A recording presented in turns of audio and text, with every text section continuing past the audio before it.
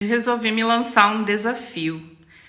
Eu preciso aprender italiano, né? Porque eu tô tirando a cidadania italiana. Não é um pré-requisito, né? Quando você tira a cidadania através da descendência. Porém, eu acho que, né, como uma professora de línguas, já que eu vou ter a cidadania do país, eu devo pelo menos falar o básico daquela língua.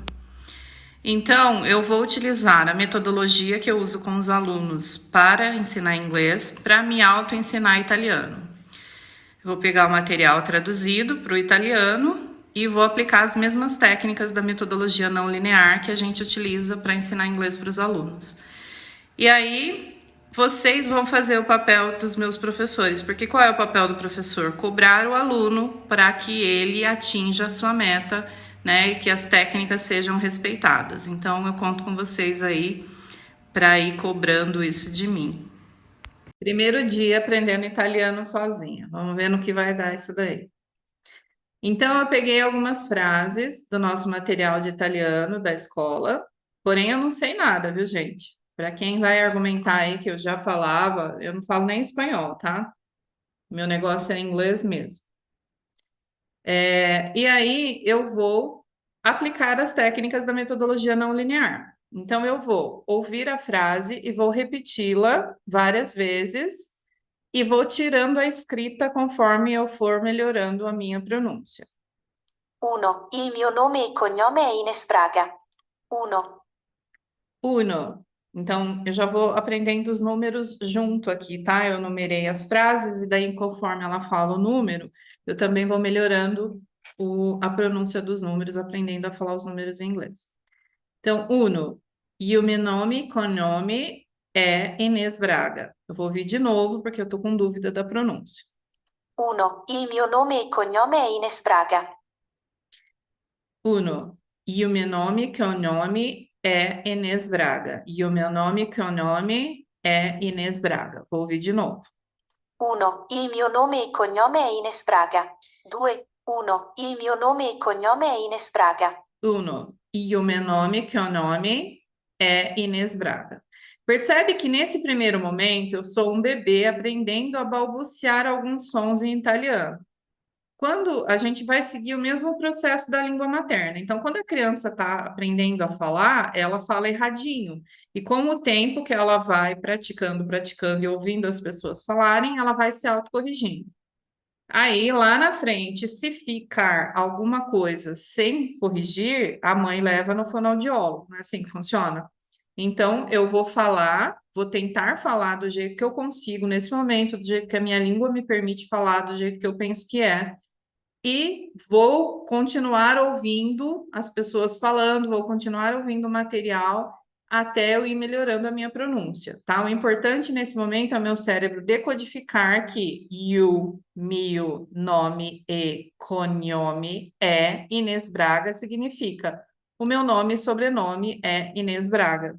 Então, o importante nesse primeiro momento é meu cérebro entender isso, qual é a tradução, decodificar isso, tentar falar do jeito que eu consigo e com o tempo eu vou melhorando, tá? Então eu vou passar para a próxima frase, por quê? Porque depois eu vou voltar, vou revisar essa frase 1, fazer a 2 e assim por diante. Então vamos para a frase 2, que é: todos me chamam de Teacher Inês. Então vamos ver como que fala isso em italiano. 2. Tutti mi chiamano Teacher Ines. 3. 2. Tutti mi chiamano Teacher Ines. 2. Tutti mi chiamano Teacher Ines. 2. Tutti mi chiamano Teacher Ines. Então, due, que é o número, tá? Tutti mi chiamano Teacher Ines. Teacher Ines. 2. Tutti mi chiamano Teacher Ines. Vou ouvir de novo, porque eu tô com dúvida ainda. 2. Tutti mi chiamano Teacher Ines.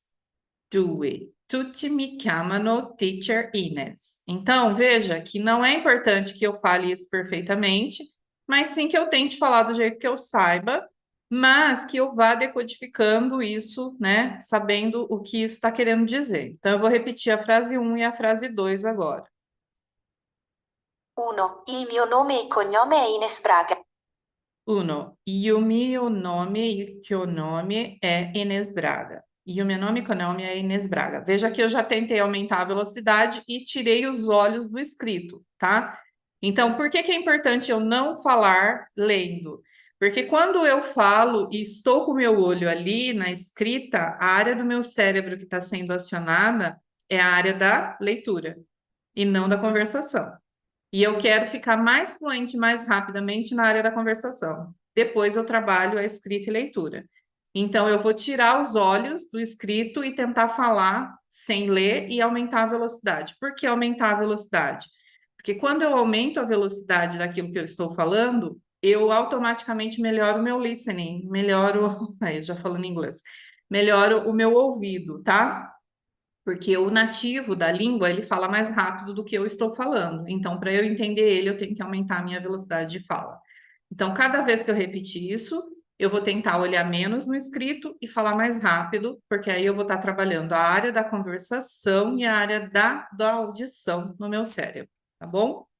Então, conforme eu for fazendo as técnicas, me auto-aplicando essas técnicas para eu tentar aprender italiano, eu vou explicando para vocês como funciona a técnica não linear, como que funciona a metodologia que a gente aplica nos alunos para aprender inglês, ok? Io meu nome e cognome é Inês Braga. Io meu nome e cognome é Inês Braga. Io meu nome e cognome é Inês Braga.